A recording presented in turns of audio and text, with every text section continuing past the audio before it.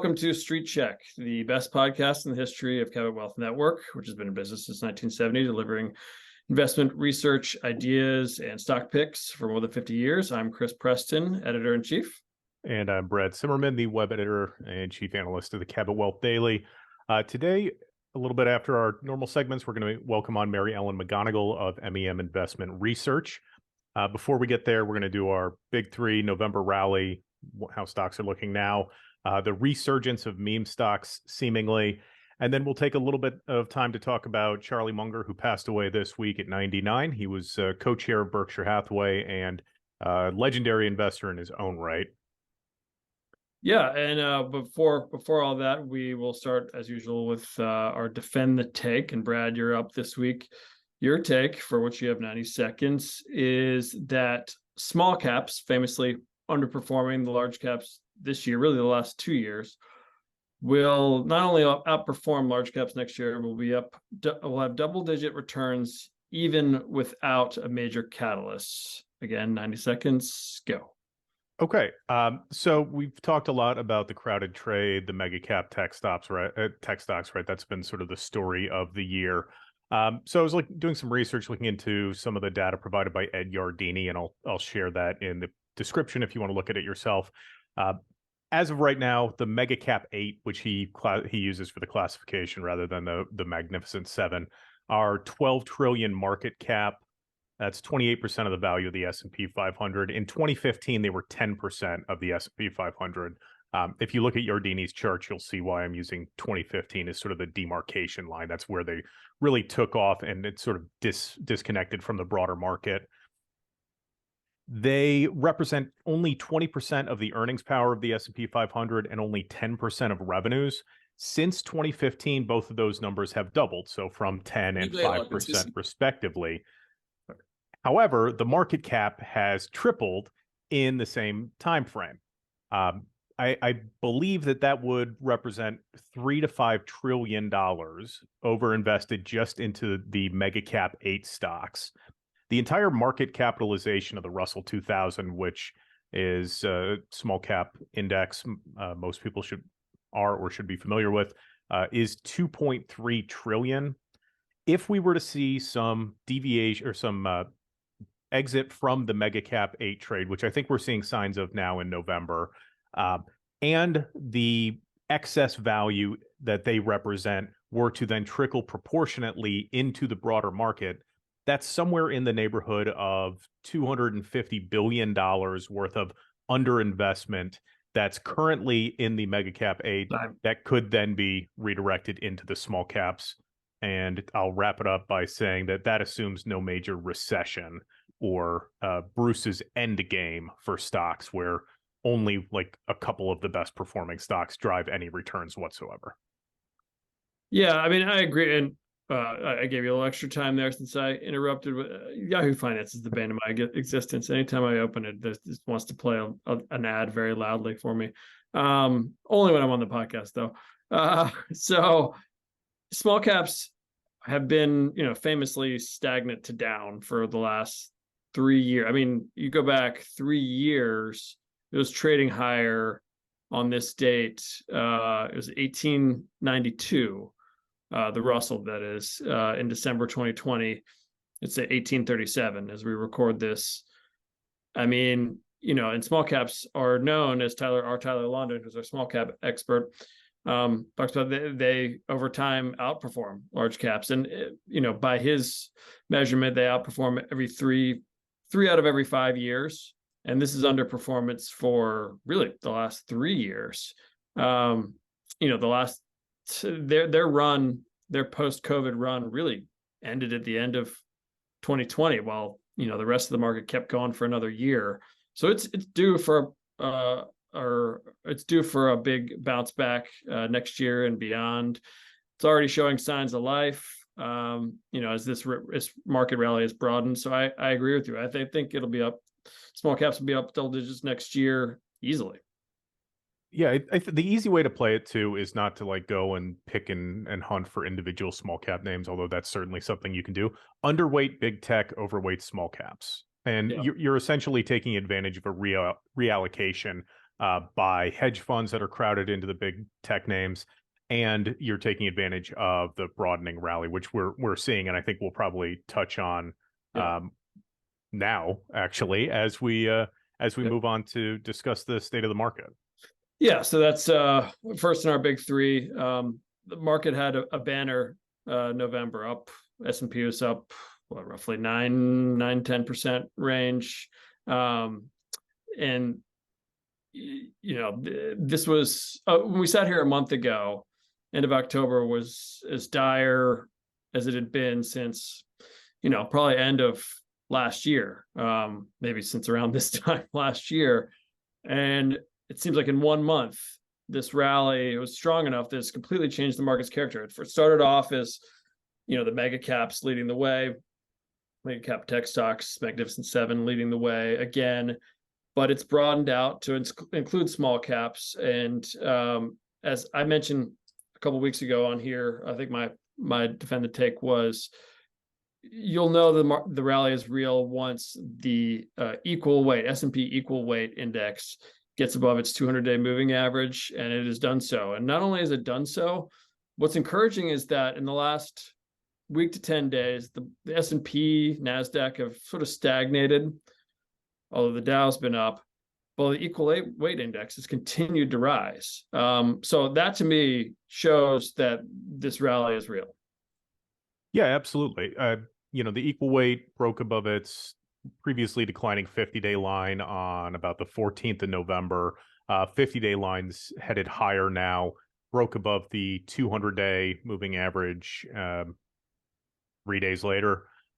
So, that's definitely a positive sign. And you're seeing sort of similar technical activity with the Russell 2000 that broke above its 50-day, same time as the equal weight did. And in the last 3 days has just broken above its 200-day as well. And its 50-day moving average line is also rising. So those are really promising technical signs.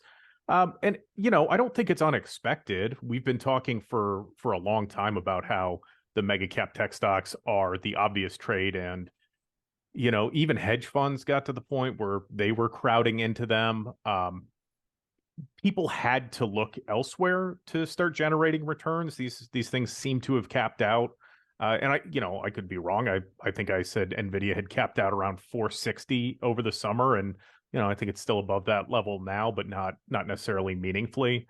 So this can take a while to trickle through, but the market is sort of famously forward looking. I wouldn't be surprised at all to see a lot of the big funds and big investors close the year by maintaining their positions in what have been the market leaders all year, and then start reprioritizing some of the ignored and undervalued segments of the market, especially small caps.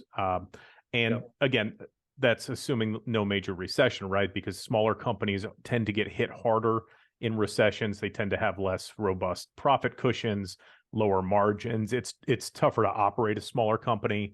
And investing can be a challenge if they need to buy another year to get a short-term loan. They're going to be paying higher rates. Credit quality or credit worthiness can be lower there as well. So, sort of assuming we continue in this business as usual market and where we get the soft landing that everybody's hoping for, and even if we get maybe a weak recession, I think that I think portfolio managers and hedge funds are going to be looking to diversify away from the mega cap trade that has been really successful this year, but is now incredibly crowded. Yeah, it's almost like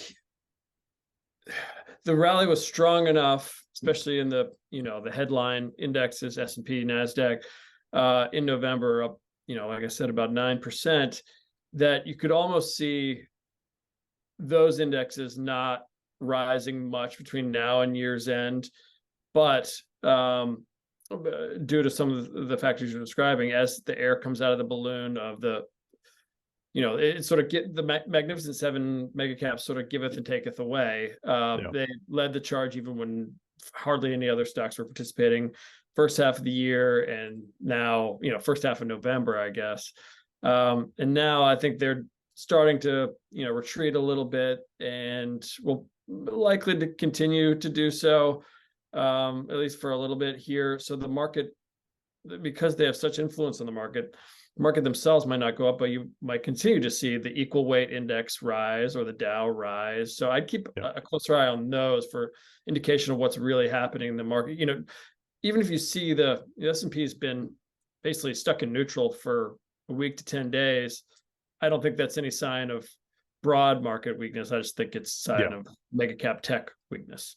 Yeah, I'm 100% on board with you. I mean, we saw it a couple of days ago. The Dow was up over 500 points in, what seemed like a good news day, right? Inflation coming down lower. The expectations of further Fed hikes are pretty much out the window. There's some allusions to cuts maybe in May of 2024. And the Dow popped 500 points, 560 maybe. I don't remember off the top of my head. So yeah, I don't think it's bad news for the market. I think it's a reallocation within the market. But I do think that leads us sort of into our next conversation point, which is the meme stocks. Yeah.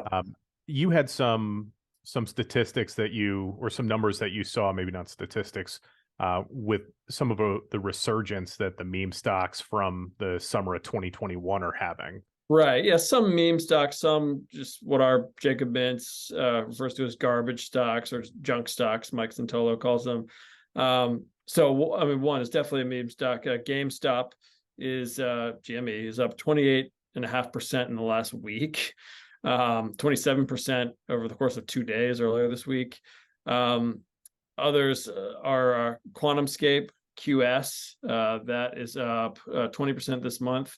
Something called Lemonade, LMND. I'm not as familiar with that one, but as Jacob pointed out, that's up 56% this month after it had been beaten down for really years. Lyft up 16% in 2 days this week. It might be a little harsh to call that a junk stock, but compared to Uber, it is. Affirm, AFRM, up 26% this week. So as Jacob and Mike pointed out in their issues this week, typically when the market's worst stocks have this kind of a rally with this much force, the market's advance is nearing its end. And as we said, that the market, S&P, NASDAQ, probably is at a temporary end in terms of its rally. I don't think we're going to see from those headline indexes anything close to what we saw in November. But I don't think I think this is what you're describing. The air coming out of the balloon of the mega cap tech money has to go somewhere. Well, some of the retail investors are going back to what worked for them temporarily a couple of years ago. And, is that wise? Probably not. But I don't know that it means that the entire market is about to collapse. Yeah. So going back to that, the sort of premise of the take being that you're not going to have a flight from equities to cash. You're going to have a real allocation of equities. 90-ish% of the money that comes out of the mega cap tech stocks is probably just based on market weight going to get redistributed into other S&P 500 names, right? So it's not like they're going to be selling NVIDIA and going out and parking the money in cash now. I think everybody's more optimistic going forward. Probably not going to have a flight to gold or a massive flight to crypto. Although you could maybe see some movement there with regulatory changes or spot ETF approvals, but we'll sort of see how that develops. But I think my primary thesis is that the money that has been made in the mega caps, in the tech stocks, is going to get redistributed into other equity positions, probably proportionately to their micro or to their market caps. I think maybe the NASDAQ underperforms. But the reallocation to other S&P 500 components will probably normalize or sort of levelize that index and prevent what could be a decline there. So it's not as if people are going to sell mega caps and the S&P is going to lose a commensurate market share or market cap. It's more along the lines of it's coming off the top and then coming up in the bottom. So I think we maybe see flat S&P through the end of the year. Around that, I could see it being up, another couple, 1, 2, maybe even 3%, as Tim Lutz, longtime Cabot chief investment strategist, used to say, trends tend to last longer than anyone thinks. I think the pullback from August to October, maybe it lasted a little longer than people think, and so this rally might last a little longer than people Yeah. think. But I do think this pause is healthy for the market, even if it's mostly just mega cap tech driven at the moment. Okay, so let's move on to number 3, pivoting completely. Charlie Munger, legendary investor, legendarily Warren Buffett's right-hand man, died at 99 this week. You had some thoughts on Munger. We are not the two guys to write Munger's biography, but you had some thoughts on just his investing style and lessons to be learned from it. Yeah. We so speaking of the people to write his obituary, the Daily Journal Corp, which he had helmed for quite some time and stepped down from last year, wrote a nice obituary for him a couple of days ago. So I would recommend reading it there. But the thing that really resonated with me for him from a character standpoint is how much he was driven by his foundational values, sort of regardless of what conventional wisdom was or what the wisdom of the day was. He sort of famously called cryptocurrencies rat poison, Bitcoin in particular, even when people were falling all over themselves to invest in it. He's called out the sort of excesses of the equity markets. Speaking of the meme stocks, here I'll read this quote from him. Certainly, the great short squeeze in GameStop was wretched excess. Certainly, the Bitcoin thing is wretched excess. I would argue that venture capital is throwing too much money too fast, and there's a considerable wretched excess in venture capital and other forms of private equity. So, he's not exactly biting the hand that feeds, but he's being critical of these sort of novel investing strategies or asset classes. And he spoke. He was very forthcoming with advice on sort of how to live a happy life and the value of having conviction in your moral self or in your moral core. And it was, be a good person, work hard, do your best. And I think that's something that all of us can benefit from. We talk about, or when I talk about conventional wisdom, he was famously non-diversified. Daily Journal started investing in individual equities around 2012 or 2013, I believe. It was right after the great financial crisis. And he was buying up bank stocks. His last 4 positions, he had 5 positions going into the end of last year. At the end of this year, he was down to 4. He had UBS, he had Alibaba, Wells Fargo, and Bank of America. That was it for his equity exposure. And when the SEC said it was strange for the Daily Journal to be investing in equities, right? It's not responsible for a corporation to speculate like that. They should be investing in safe assets. Their counsel replied that the board recognizes that this decision would be contrary to the conventional but questionable notion that the least risky way to preserve corporate capital for the long-term benefit of stockholders is to invest it in government bonds at interest rates approximating 0, notwithstanding rising inflation. So it's a little bit of a jab at the SEC's sort of regulatory enforcement, saying, "Hey, look, from a practical standpoint, how's it a boon to my shareholders to park money in something that's going to lose purchasing power in an inflationary environment?" And that was really how he tried to comport himself over the years, to the extent that I didn't know him personally, but I've certainly seen him speak and heard his talking points. The biggest takeaway is the sort of invest with conviction, do what you think is right, put your money where you believe it's going to be the most advantageous from a return standpoint, but where it also aligns with what you believe about the broader economy, not even necessarily morally specifically there. I don't want to get back into that can of worms, but to put the money where you believe it's going to be worth the most to the people that you're responsible for, and to take care of the people that are meaningful to you. Yeah, I mean, his strategy, even if unconventional, certainly worked for him. And hard to argue with results. And he's obviously much more than just he gets attached to Buffett, as Buffett's sort of second in command, but he was obviously much more than that. I do have one last thing. I'd be remiss not to mention it. So Warren Buffett, at the time that Charlie Munger met him, started working with him, was a cigar butt investor. The premise there is you buy the butt of the cigar to get the last puff out of it. So extract maximum value from something that other people see as worthless. And Charlie Munger is widely credited with converting Buffett to somebody that is willing to be a forever buyer of high quality companies at good prices. So it's not about extracting the last bit of capital that you can out of something. It's about putting your money into things that are worth putting your money into, which is ultimately what investing is all about, right? I mean, if it's not speculation aside, investing is about putting your money where you think it will grow and you think it's going to be productive. And that was always his big takeaway. I mean, he's a value investor, obviously, just from that sentiment, but that's useful for all of us when we're sort of assessing positions is, am I speculating on this, or am I investing in something that is soundly run and that over the long term will make me more money than I would make in other opportunities? Yeah. Well said, Charlie Munger, RIP. One takeaway from this week, just a non-investing related general. So we've lost Charlie Munger, 99, Henry Kissinger, 100, and this morning, Sandra Day O'Connor, 93.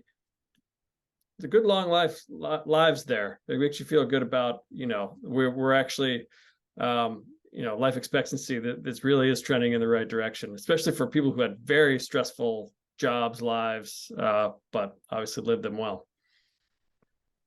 Yeah, I'm not going to touch that one. Good. Anyway, we're going to welcome on our guests in just a second. But before that, I just want to say, as always, you can give us a like or a 5-star rating if you're watching on YouTube or listening on Apple Podcasts. As always, this helps us. And if you have any questions, you can email us at streetcheck@cabotwealth.com. Okay, let's welcome on our guest today, Mary Ellen McGonagal.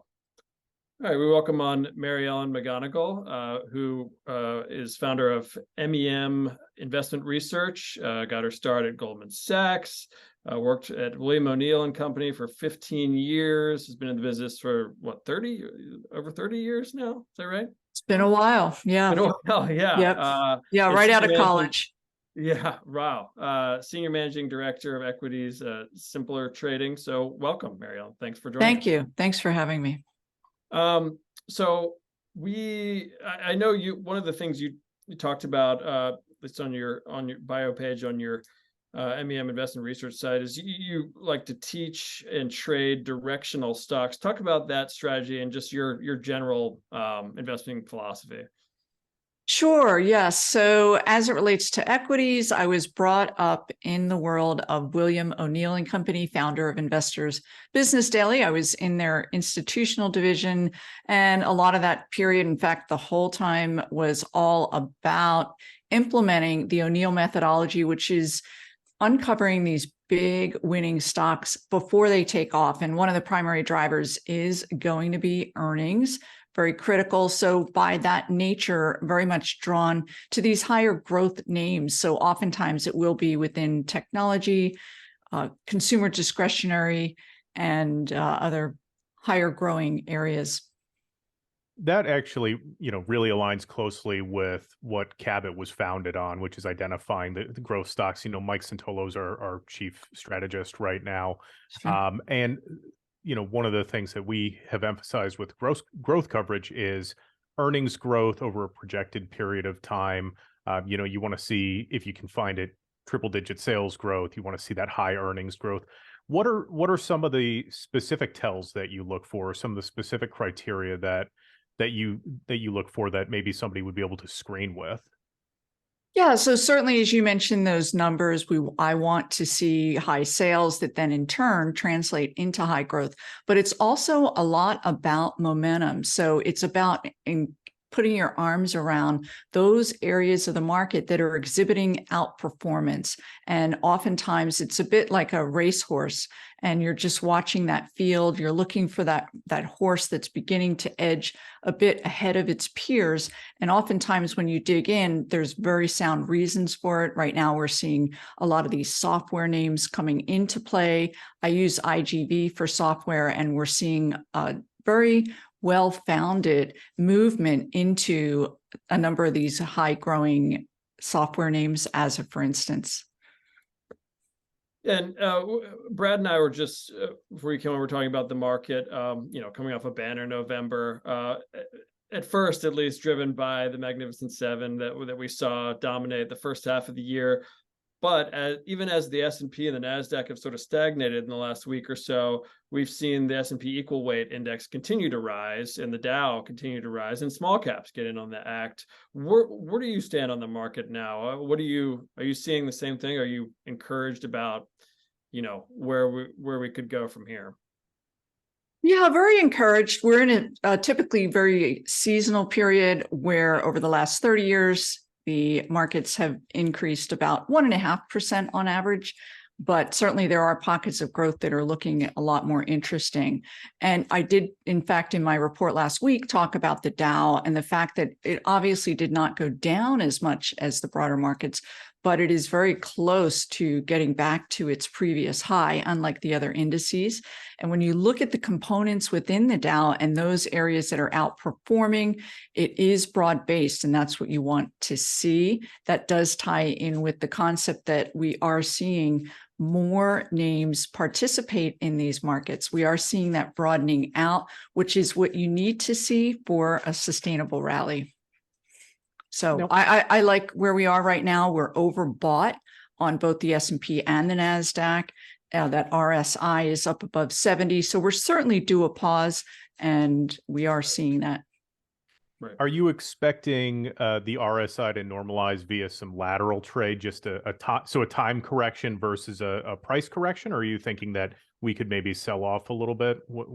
Great question. Right now, it appears to be time related. It's going to be all about interest rates. And in this ideal world that we seem to be in, interest rates are coming in. And that is what we need to see, particularly for growth names.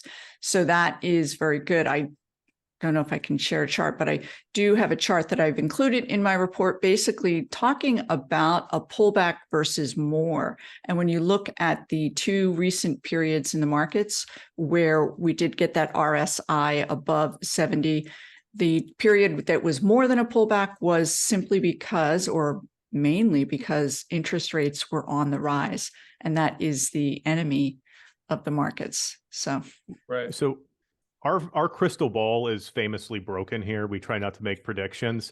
What are your expectations for the Fed and rate hikes, cuts going forward, if you have any? I'm curious. Yeah, you bring up a very good point. I was brought up to not anticipate, or certainly to anticipate. That's a big part of investing, but not to predict. Right. The O'Neill methodology is all about just really absorbing what you're seeing and take action on that. But certainly relative to what we are seeing is by way of market confidence and Powell's recent comments today, we do certainly appear to be at the end of that rate hike cycle. So good news there. Yeah. And it seems that that's what the market is thinking now too, just based on, the month we just had. You mentioned certain pockets potentially outperforming going forward, especially coming off, when the RSI is as hot as it is. What pockets or sectors do you like in particular going forward? Yeah, so I mentioned software. That's certainly my fan favorite at this point in time. And then when you can look at consumer staples, there are the areas that are experiencing the most upside at this time are obviously turnaround stocks, names that have really been beaten down and that are coming around. So if you were to look, for instance, at XRT, that's that retail S&P 500, mostly equal weighted ETF. And I've had my eye on that for quite some time. This week, it is turning around. We're also seeing a turnaround in some of these bank names. And that makes sense as we are getting a feel that the economy could be in an expansive mode. Lending activity will increase. And so that's another turnaround area that is really acting quite well, in addition to those high tech names. And I think you have your eye on emerging markets, certain emerging markets now too. Is that right? Yes, absolutely. And there again, it is all about underlying growth within their economy. So if you look, for instance, at India, India has a Nifty 50, but you can participate. There's an ETF INDA. And if you were to look at that, you'll see it's already had a significant advance, but the growth backdrop is there to propel it even higher. And then also EWZ is the Brazilian ETF, also acting quite well.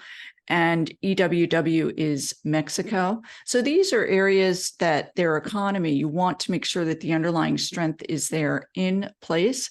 And then also we are seeing the US dollar fall, and that is generally constructive for these emerging market areas. It's interesting that you bring up bank stocks specifically. Chris and I, prior to you joining us, we're having a conversation about small caps potentially being a beneficiary. My understanding is about 19 to 20% of the Russell 2000 is made up of financials. Do you have maybe a big picture stance on small cap as an asset class? Yeah, I think if you look at IWM, you'll see that small cap area has struggled significantly. Certainly this year, they have not participated. It's been in fits and starts. And you're right, the banking part is a big heavyweight in these small cap names. So hence the rally today in small cap stocks. The area is I do a lot of screening, as I know you guys do as well. And in my screening, I do still work with a couple of hedge funds. One of them is a small cap hedge fund. So I'll see areas come into play, for instance, medical products, IHI, and I'll think, oh, I can pick up some real juicy small cap names, but they're not really participating. They have not reversed that downtrend. And for me, it's going to need to see a move above those moving averages to support a continuation move. So I believe we are in the early stages. It's great to see small caps coming on, and I'm going to continue to screen that area. But premature, it sounds like. So don't back yeah, up the you need to be selective. It's not a broad-based move quite yet. What is you talked about working for William O'Neill and Company for 15 years. What's sort of the biggest lesson? Probably hard to boil it down to one, but what are some of the biggest lessons you learned from William O'Neill and working under him? Gosh, that's a great question. Yes. So one of the there are so many. I can speak to working with top portfolio managers at Fidelity and elsewhere. And two of the fund managers, when I was working with them, were Fund Managers of the Year by Morningstar. And the reason for that, and this is what I found among successful money managers in particular, is those individuals that can combine those fundamentals with the technicals. They have an ability to use the chart and really interpret it. So that is one takeaway. I could probably write a book with the others, but it does have a lot to do with keeping your emotion out of the markets and also really studying those prior winners. That was a big part of my work there. What were the characteristics of those winners going back 50, 60 years so that you can identify the next set of leaders? So I would like to take a moment to break down your charting a little bit. You mentioned RSI. You mentioned looking for the faster horses, right? So some of the relative performance data there. What are some of the other indicators that you like to use, technical studies, things like that, when you're charting yourself? Yeah, my chart is very simple overall. I use an RSI, a MACD. I want to see that MACD crossover on the daily. I do use a daily and a weekly chart to help really formulate an opinion.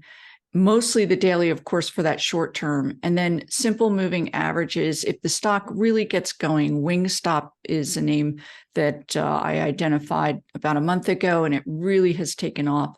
From there, I will use a shorter term 5-day moving average, as pullbacks to that moving average become ideal buy points. So 5, 10, 21, and 50-day, as well as that 200-day simple moving average. That's interesting. Yeah, the 5-day, that's not a strategy we'd talk about a whole lot here, but so do you typically do you average in when it pulls back to the 5-day, or sometimes will you start a position, wait until it runs a bit, pull, and then pile back in once it pulled back to the 5-day? Once it pulls back, I will use that. Yeah. And right. then if it's not truly fast moving, for instance, NVIDIA has been on my list, and I'm on the prowl for a move back above that 10-day moving average before it becomes a true buy candidate near term. Yeah. And Wingstop, by the way, is a stock we've been high on. Mike Santolo has been all over it several times. Sure. Although he'll quit it and then come back to it. He always returns to it eventually, but he's gotten shaken out a few times. But I know that's one it's a great company. And that's the other commonality, that you'll see these winning names just come back in and out of favor. Yep. I got to say, I'm a big fan of keeping the charts simple and going with what you know intimately as a study and what is going to work for you. That's something that certainly I've always coached people that I've worked with in the past, and a big advocate for. So very happy to hear my thesis validated a little bit. Yes. Yeah. But you mentioned you'd mentioned like identifying specific names. Where can our listeners go to start learning more about the names that you're covering, some of the sectors you like, how to maybe get into them, or how to manage positions there? What offerings do you have, or where can we find more from you? Yeah, I have a twice weekly MEM Edge report that comes out. The weekly report is about 11 pages long. I will say there's charts. So, but in addition to getting into and identifying these stocks, a lot of my work is centered around why this area, and what is the drivers to provide that backdrop and that confidence to get in. The midweek report is a little less wordy. It's just going to be about names that are exhibiting differences from that Sunday report. And that is going to be at simplertrading.com. And you can uncover information there. In fact, there is the ability to trial the report for a very nominal fee for 4 weeks.